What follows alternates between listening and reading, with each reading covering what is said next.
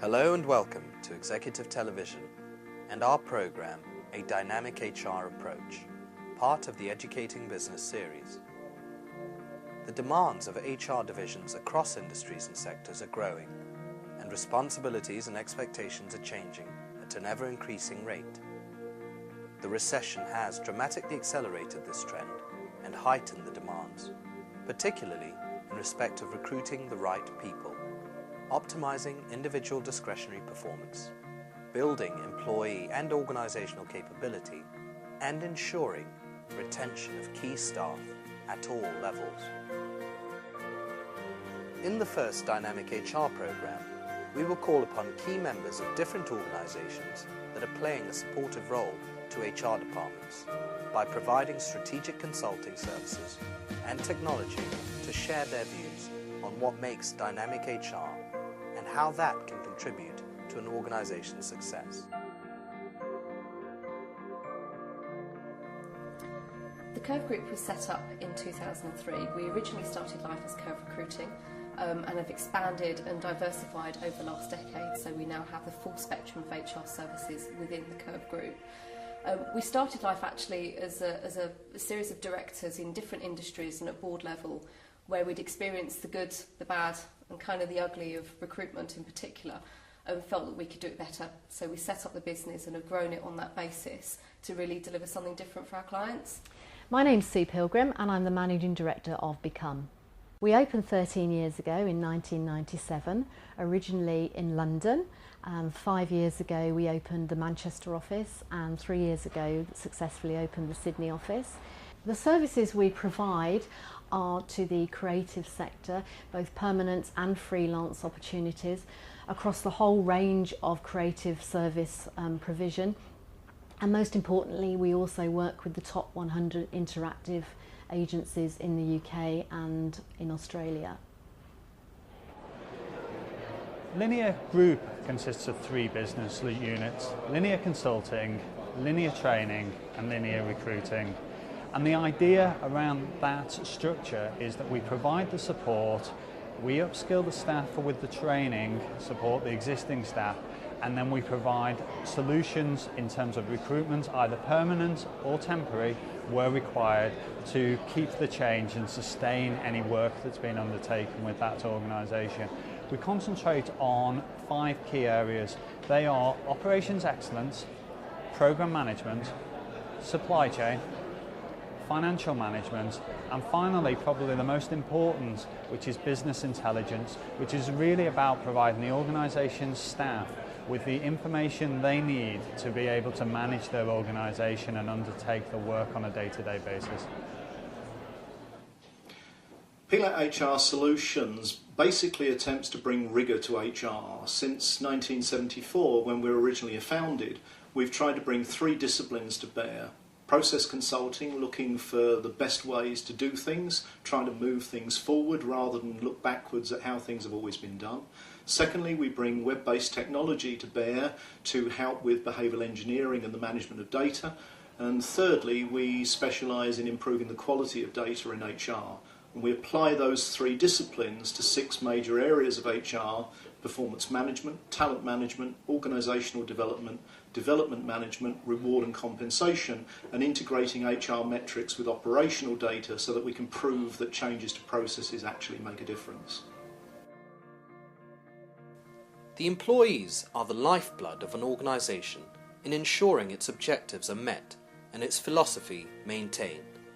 Therefore, finding the right individual can be the difference between enhancing a team or destroying it. It's extremely important to recruit the right people for the right role. It's in line with our philosophy of continuous improvement. We essentially will attempt to save the organisation time and money by getting the right person in first time. A question that clients often ask us is, how do we ensure that we get the best possible candidates for the roles that we have vacancies for? The simple answer is to work in partnership with one organisation. When you work in partnership, then there is no mismatch of messages into the marketplace, and when you retain that partner to work with you, then you have their sole focus on finding the best in that marketplace. That isn't always appropriate, so as you go down into more junior roles or middle level roles, and it's not appropriate to go on a full-scale search and selection, and then what's really important is about providing a really quality briefing to your partner agency and genuinely trying to have a soul relationship with that agency. There again is a misconception in the market that you should actually go out to multiple recruiters to best put all your eggs spread wildly rather than the one basket, but that actually does a disservice, because if an agency knows that they're on a no-win, no-fee and they're in competition against a number of other agencies, if they haven't found someone right within the first 3 days, then they generally switch off and move on to something else. When you work with one agency, or if you work with a partner agency, then you have their sole attention until the role is filled with the best possible candidate.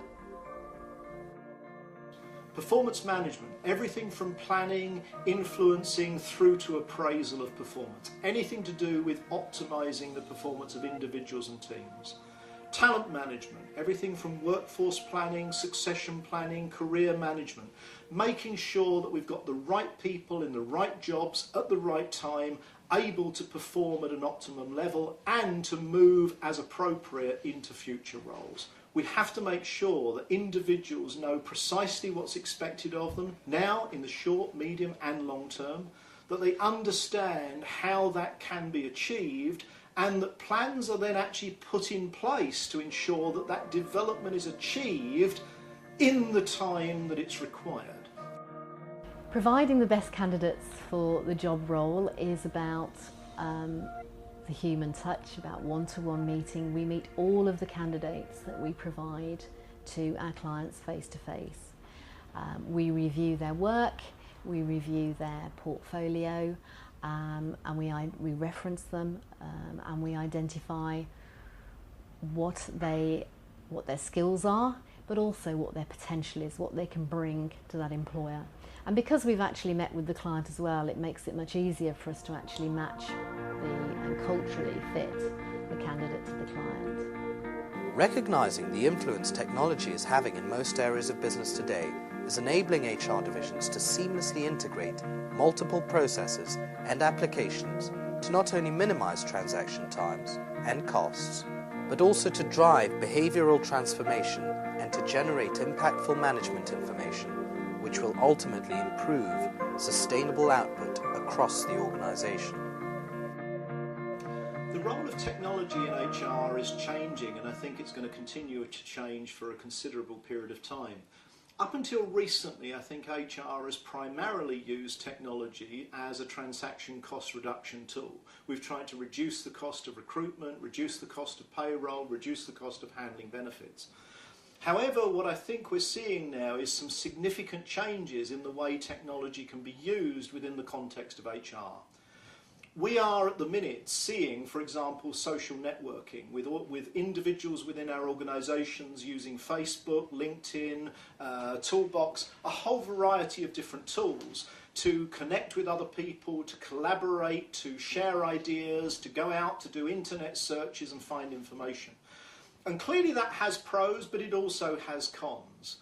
The pros are people can get to information quickly, they can find people who can help them, they can collaborate, they can network, they can do things we've been trying to train them to do for years. The downside, though, of course, is that they have all of these connections outside, and just as one example, if a senior person leaves who was successful because of the network of contacts that he or she had developed, it may now be extremely difficult for the new incumbent to pick that up. So as HR, we need to understand how this technology is evolving and make sure that we develop processes for optimising its impact and minimising its consequences. The main priority when implementing any